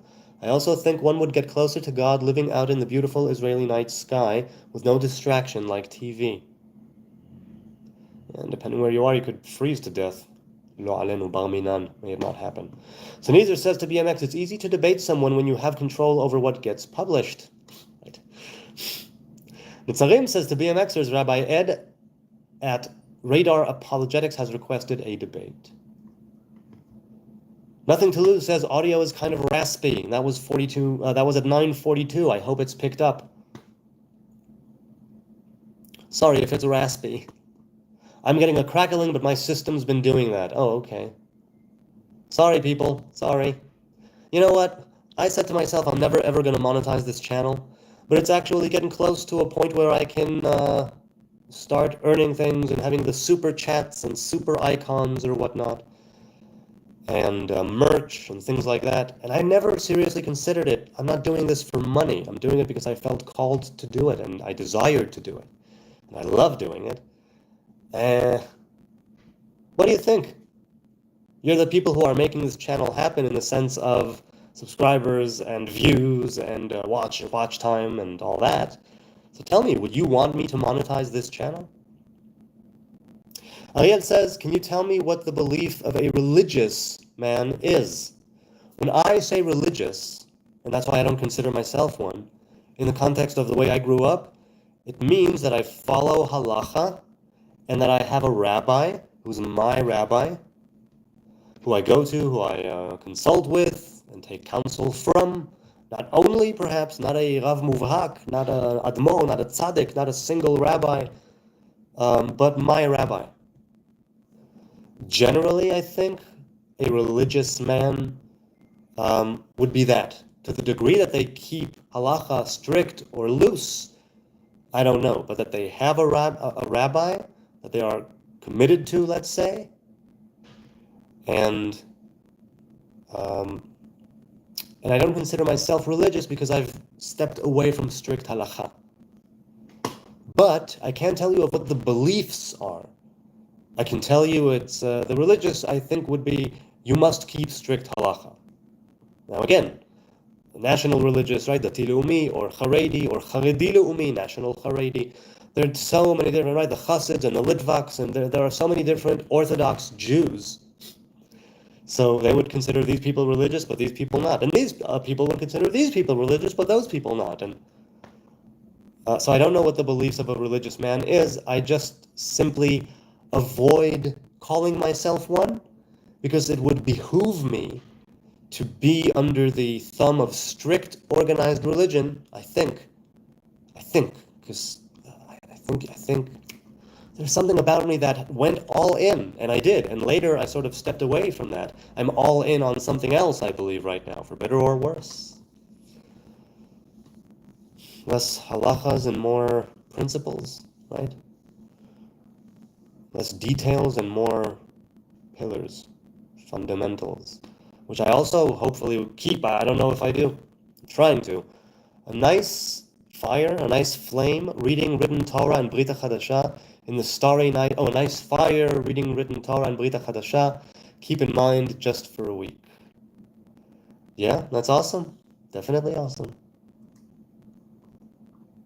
I mean, I had a bonfire just last week exactly last week. I think it was Thursday last week with the kid, with the elder one, and as an end of summer kind of thing. And, just him and me. It was great. And we met, we met a stranger. We talked some Torah, some Midrash. And it was nice. There's still something wrong with the audio. It's cracking. Oh, I'm sorry. Joshua says, Marvel or DC? I'm not a comic book man, and I wouldn't presume to be.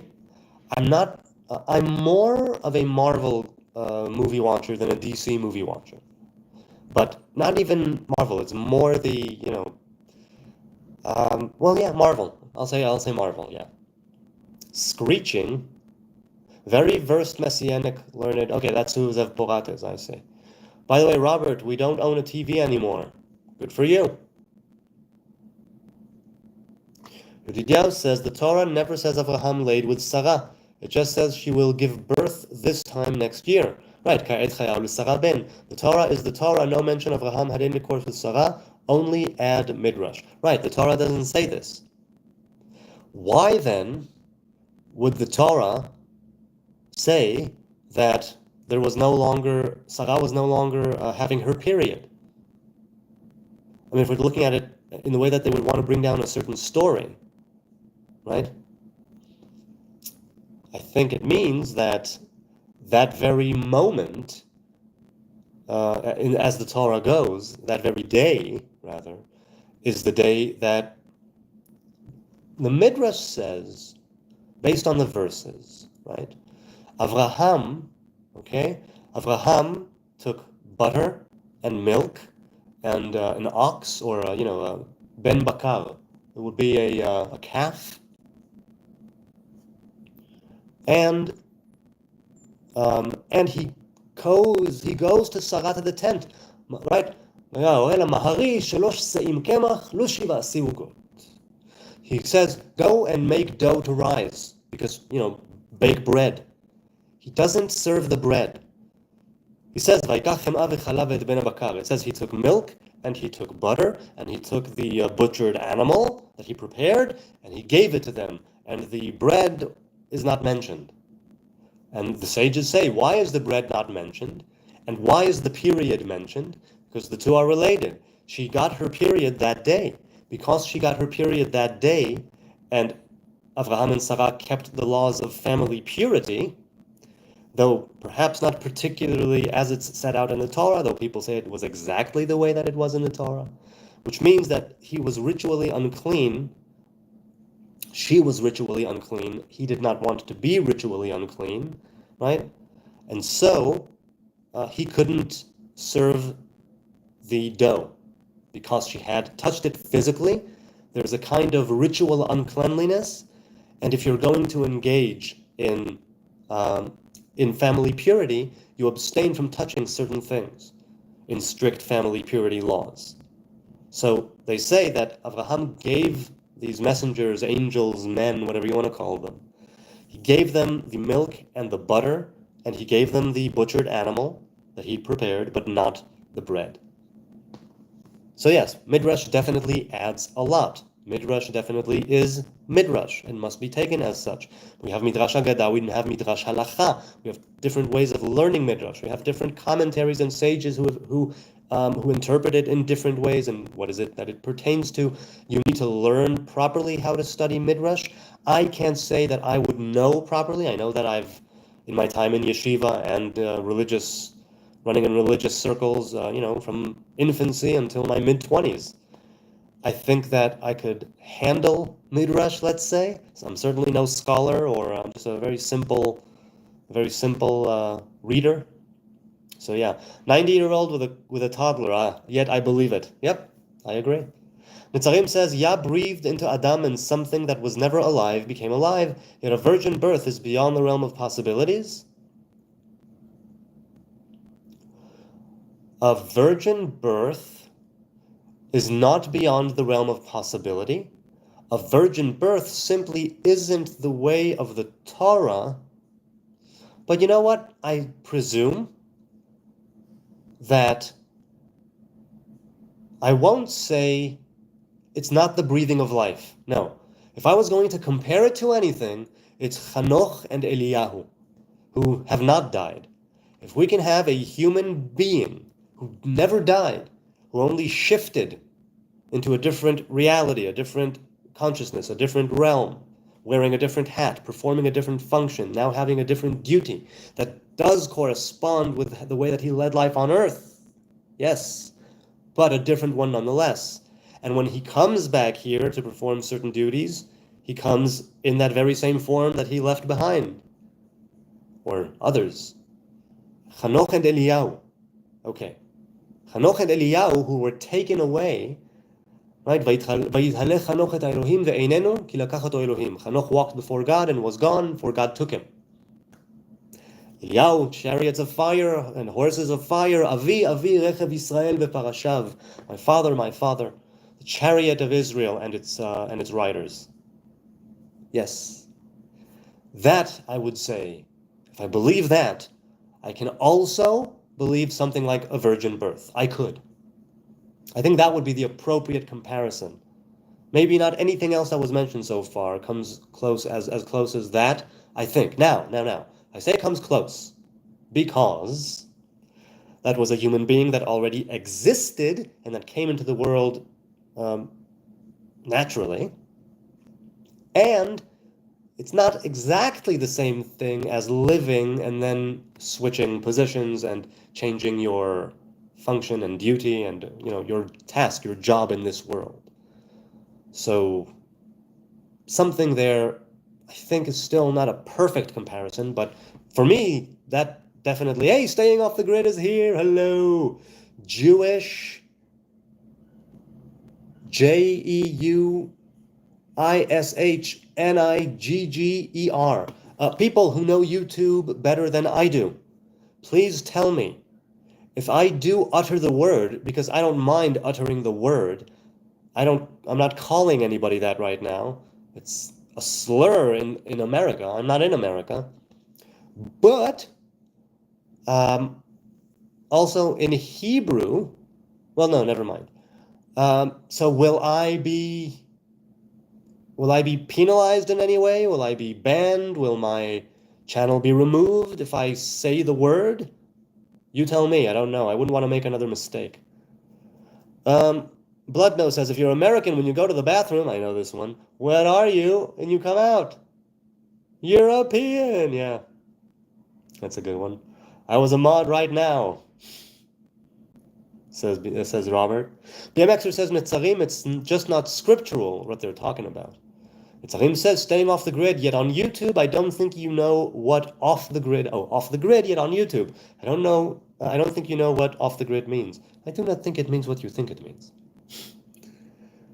Point Fire, hello Point Fire. If you like rabbit holes, please search The Economist cover 2012. Enlarge the illustration, aka a rough guide to hell, and look who is piloting the gliders at the top of the picture. Oh, what do you say, good people? Should I do this right now? Well, it's a rabbit hole. So you know what? It's a rabbit hole, so I'm going to copy that, and I'll put it in my notes, and I, God willing, will get to it later. BMXers says, Sneezer says to BMXers, some might say that Jonah actually being eaten by a fish is not scriptural, that it was in fact just a consuming depression. Right, many commentators and the Rambam, it was all in their mind's eye. These things didn't actually happen, it was all in their mind's eye. They were in some sort of a prophetic trance, some sort of, when they were prophesying, connecting to the spirit of prophecy, it took a toll on their being and their physical being. Daniel says the same thing, right? Something turned against me, right? I was suddenly taken by this trance-like mood or mode. Netzarim says to BMXers, I've heard that argument and used to use it often when I was in rabbi Judaism. I see it differently now. Sneezer says scripture being open to interpretation, especially Old Testament, which was so heavily encrypted. It is open to interpretation, but according to classic Orthodox teachings, there is a way to interpret it. You can't just do whatever you want. If you're going to do it for the sake of halacha, at any rate, you must interpret it in a specific way, in an agreed upon way. There are rules to these things. You can't just say whatever you want, or you can, but it won't be halacha eventually. Right? What will be halacha and for the people to follow, by and large, right, en masse, the people, the mob, that would be something that would have to be agreed upon and established. So you can still hold to your opinion. Your disciples, presumably, could still hold to your opinion if they don't want to keep that halacha. But halacha is something that most of the people would be able to abide by and carry out and perform. Heavily encrypted, yes. Open to interpretation, yes. But for the sake of halacha, it's a very specific way of doing it, or very specific.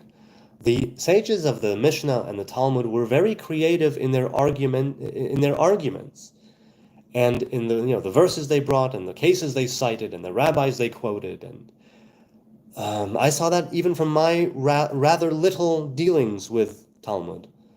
I had more dealings with Mishnah than Talmud, I would say, over the years. Robert said to Sneezer, Jonah actually gives detailed account of what happened to him in the great fish belly. Well, it's a prayer, right? Right? He would pray from the insides of the fish, from the guts of the fish. Sneezer says to Robert, and those could all be poetic. Yes, they could be. Chris Koivu says, according to Isaiah 11:12, all tribes will come back to the land. Yes, and according to the different prophets, we won't have two kingdoms anymore. We will be a unified Hebrew kingdom. Hopefully 12 tribes will return And who's to say? But yeah, all tribes are supposed to come back. It's just a question of where and when and how it comes to be. We can do it through love, we can do it through understanding, we can do it through benevolence, we can do it through pleasure, or we can do it through pain and destruction and another exile. Wouldn't it be frickin' ironic if we screw up so bad with this modern day state of Israel and the people here that we are chucked out of the land once again? And there, we finally do make contact and with the 10 lost tribes. It's like, BMX, there's Hebrew, but it's not in the Hebrew text. What do you mean? You mean that it's Greek things, the New Testament? What are you talking about here? I'm not sure. Seaweed was wrapped on his belly, including Levites, says Chris. Yep, that's me, traditionally. Sneezer says, Chris, after they find the four corners, yes. Again, four corners correspond to the four-letter name of God and the four elements and the four legs of the Merkava.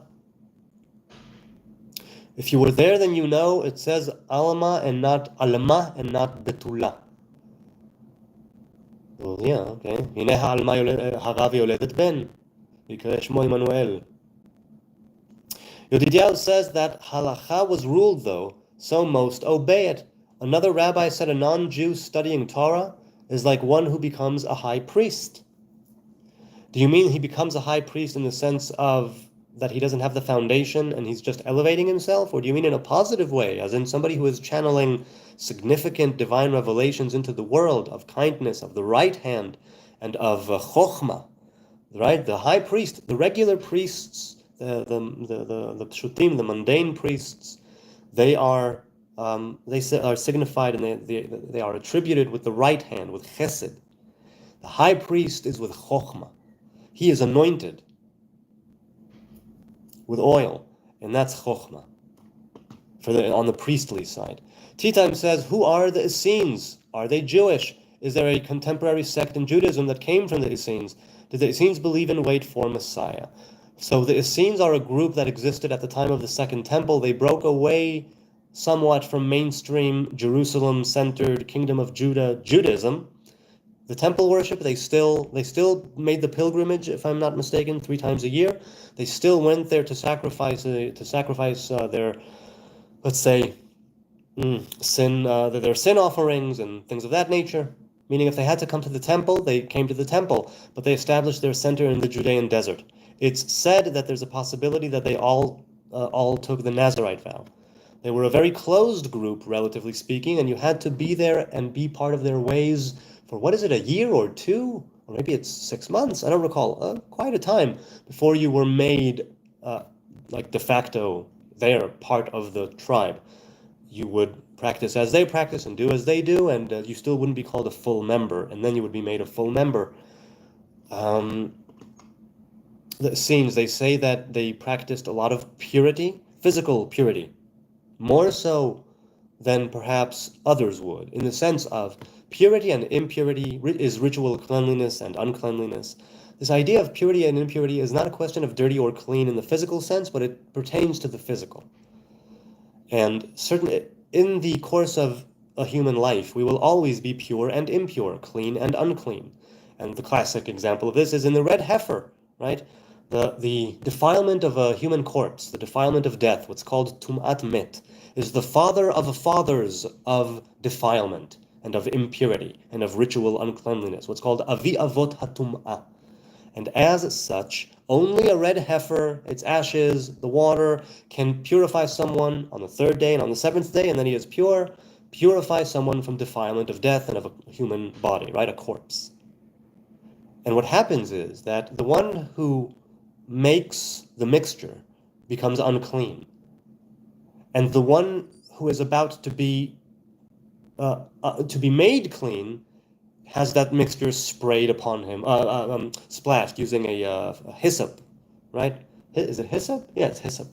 Right, a branch of hyssop, and you dunk it in the holy water with the ashes of the red heifer, and you do that. Lehazot. Kematzlif, as it's known, right?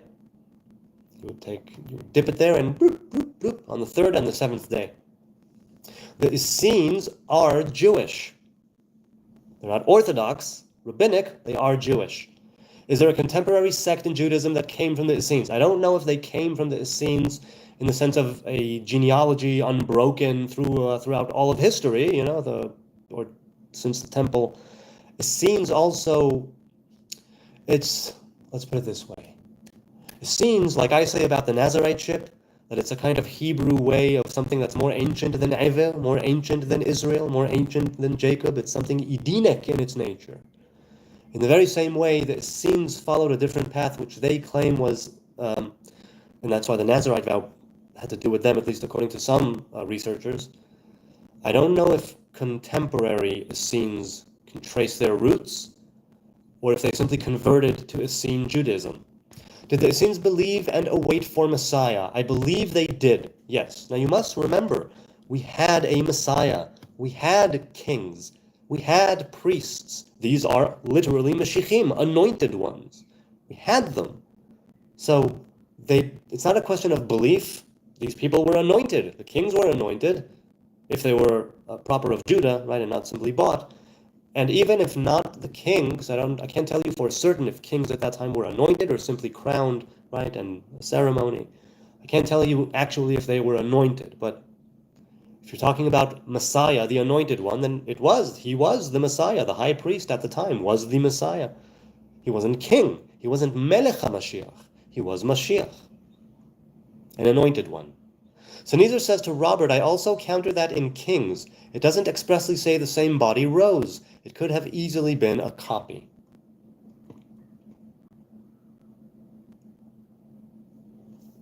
Okay, a copy. Could be.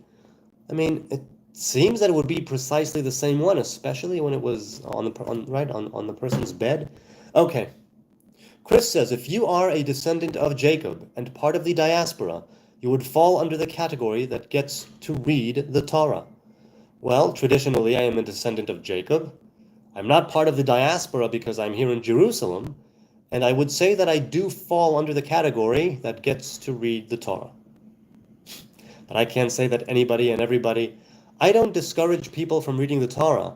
All I say is that always, always, always bring it back to the here and now and ask yourself, and where does this meet me? Especially if you're not Jewish. Where can I see myself here? Very simply, also having an ongoing dialogue with God. Adonai, I'm just a simple creature. Help me to decrypt, as Nezer says, this impossible book. Still screeching, by the way. Anybody hearing it?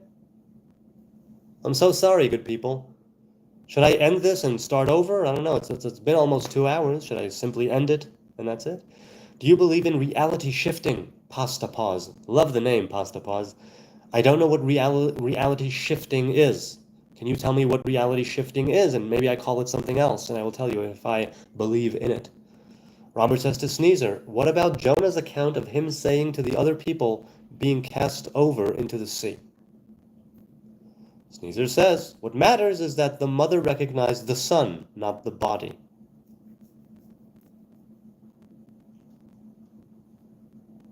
Okay. Sneezer says to Robert, I'm not saying Jonah was not eaten by a fish. By the way, I like it that you're not saying a whale. It's a classic, it's a big fish. Dag gadol. I'm just saying the interpretation is possible. And have you not witnessed depression spread, especially in closed quarters? ELM, hello. Hello from Florida, he says, hello. Though, thought your shirt said follow the white rabbi. Nice. Mork from Not Gork, hello, good to see you. BMXer says, by the way, Sneezer, you are so not invited to my bat mitzvah. That's what I thought. Pasta, please explain what reality shifting is. I am waiting. Sneezer says, parts of the book are literal and parts allegorical, and no one knows which is which. It's just different lenses of looking at the same thing. Just challenging the thought, Robert says. So Robert, okay, with Sneezer, I understand what it's the dialogue between you two. Groupers, aka Jew fish, are very capable and have swallowed men. Frankie Norbert Steiner, hi Frankie. I didn't even know that Jewfish existed. Is there also a Jesus fish? Probably, because there is, the Jesus fish. Pasta pause, God can do all things, very much so, Sneezer says. Nitzarim says to BMXers, that's true. And as you know, Alma can be used to describe a young virgin. That's not the passage that did it for me, though. The seed of the woman, not man, in the creation and fall story is what got me. The seed of the woman is what got you. Frankie says, Sneezer is spreading doubt. Sneezer says to Frankie, I'm sorry you are finding doubt. Doubt not. God is good, merciful, and loving. The MXer says, Sneezer, but the question is, should be, if he does all things. Or wants to, BMX, said Sneezer. He says, never a matter of can, always a matter of, is it for the best? Right. So by the time things arrive here at this world of, judgment, of malchut, of good and evil, of din, it's, is it for the best? Yes. I understand what you're saying. Even if it's in a sense that I can't actually perceive right now. Is it for the best? Yes. Israel never fights alone like in the Torah. She fights with alongside Esau today. Yep. Traditionally speaking, yes. ELM says, I am a Christian and I support Israel. Thank you. I appreciate the support. Go on and worship whoever you will, however you want, basically. You do you. Hey. Sneezer says, you know what, that krech just now, I think it's telling me I should get off soon. So I'm going to get off soon. It's almost been 2 hours. Wow, thank God. I might as well take a pause right here and say, I thank you guys out there, people watching now, people watching later. I dig it. I dig it so much. I love it so much. Learning from you and conversing with you and being in a dialogue with you and having it organically grow like this. It's so lovely. I appreciate your time, your kind attention, your contribution, your views, your subs, your likes, your anything and everything. It's not something I take for granted at all. Right? You could be doing so many other things right now. And you're doing this, you're here with me, or you're watching it later, and I appreciate it. It enlivens my evenings, and it helps me be better. And it helps me to question, it helps me to see things from different perspectives, and there are biases all up in me, and I turn a blind eye to certain things, and I'm ignorant about many things, but this is so much fun. All right, let's continue. Sneaker says, God knows what's best. We couldn't even ask for best, not knowing it. Yeah, there's something to that line. As annoying as that line is, I'm inclined to agree. BMX says to Nitzarim, but if he wanted to convey that she would be a virgin, he would have used betula.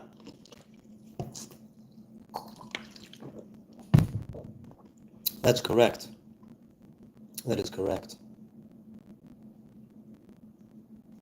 Like with Rivka, betula ve'ish lo yada'a. ELM says that's tea. Oh, I thought you were having a beer. No, I don't drink, I don't drink alcohol. BMXer says also read and study Isaiah 8. Isaiah 8. Carl Johnson. Hi there. Hey, my autistic son watches your videos and he's a big fan. Can you say shout out to my son, Nick Gers? Hey, Nick Gers. Hey, oh, I see. Oh, you got me. Oh, thank you so much for that. That was lovely. Ah. Oh, okay, Carl Johnson. Some more. Oh, that was great. That's great. Bloodnose says, we Americans also don't know the political agendas of Allied support, but we fund it, and we do not trust corrupt government. I wouldn't think otherwise if I was... It's like, oh my God, the U.S. has so many problems. Why are we giving this country in the Middle East so much aid all the time? Why do we have our nose, for better or worse, just shoved into Israel's bunghole? Sometimes it is for the best, don't get me wrong. At least insofar as the relations between the nations are concerned. Netzarim says to BMXers, I won't say to Yah what he could, would, or should have done. And And as you know, there is more than the pshat level of interpretation and understanding. Yeah, but the pshat is the go-to. It's pshat. It's face, face. What does it mean to me here now? Face value. So Nietzsche says, okay, but the main question is, does one massacre justify another? One massacre doesn't necessarily justify another. No, I'm inclined to say no. ELM says, grace, mercy, and peace from God our Father and the Lord Jesus Christ, and peace be with you as well. Grace and mercy. And when I say mercy, I may not mean the same way you mean it, but rachamim. Kav shel rachamim, kav shel rachamim. BMXer says to Nitzarim, what about the seed of the woman and that story, though? Sneezer says, at this point, that's a prehistorical chain of vengeance. At some point, you should be leaving vengeance to your God. Yes. Nachon. It's like we shouldn't be a pushover, but vengeance should be left to God. But that's a slippery slope when it comes to modern day, the geopolitical nature of our times and location. Get that Rat Sinuar hiding in a burqa. We really, really should. That man should be put to death right now. BMXer says, what exactly did it for you? So he's asking Nitzarim. Bloodnote says, I think killing innocent is a sin and against the commandments. I agree. So Nezer says to Bloodnose, but to those who believe in inherited sin, none are innocent. BMXer says, sure, I'm just saying if that's what he wanted to convey. Right, if. But it says alma. ELM, please tell my Christian friends that there was an oral tradition of the Torah. They think that Moses sat down and wrote the Torah. Well, Moses literally did sit down and write things on a scroll before he died and gave them to the tribes. He gave a scroll of Torah to each of the tribes. Traditionally, and that's what it says that he gives it to the Kohanim B'nai Levi, and it's said in a different, and it said that he gave them to Israel, one for each tribe. In the Torah, it says to B'nai Levi, to the Levites. But it's understood that each tribe received a scroll. So yes, Torah was written by men for men. It has a divine source, right? That bridge that Moses signified between the divine and creation, between the creator and creation. Moses was able to bridge in a kind of unfathomable, unknowable way. He was able to bridge that gap at the assembly at Sinai and bring down something that had never been brought down before or since. Make a unique connection with the divine that comes not from, let's say, Chesed, Gvura, Tiferet, Malchut. It comes from Da'at. It comes from that synthesis of Chokhmah and Bina with a direct line to Keter. And well, it's much like Moses is called father of the prophets for that reason. So he wrote the Torah.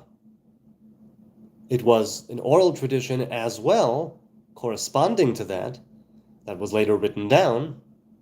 So the oral tradition sort of was frozen in a lot of ways. Sneezer says, to those who believe in divine forgiveness, all are innocent. I don't know, man. I can believe in divine forgiveness, but still hold someone not be innocent in my view, even if the divine does forgive them, because that's why we have Hebrew courts. That's part of why we have Torah and halacha. It means that if you have somebody who's a thief and he is caught with or without the article of theft is a different. The article he stole, that is a different story, but like we said with Antoninos and Rabbi, right? You put him to death. There is a court of justice. Rachamim is not din, but din is a little bit rachamim. They know not what they do. Yes, famous last word, said Sneezer. Zerps Zranskans. Quite a name there, man. Thank you for the love. Netzarim says, by the way, how long did you follow rabbinicism and did you go to yeshiva? Netzarim says to BMXers, for me it shows the one who crushes the serpent comes from the woman, while usually the seed is from the father. This caused me to see that alma can mean virgin, and it fits with the creation story? Well, it could fit in the creation story in the same way that it's the male when he fertilizes with his sperm, when he fertilizes the egg. It's the male that determines the sex/gender, right, of the baby. It's the male sperm that, okay, exactly 2 hours. On that note of fertilization and sperm and eggs and creating life, I will end here and say, God willing, I will be able to create a better life for myself through Torah, covenants, and commandment, through continuing this.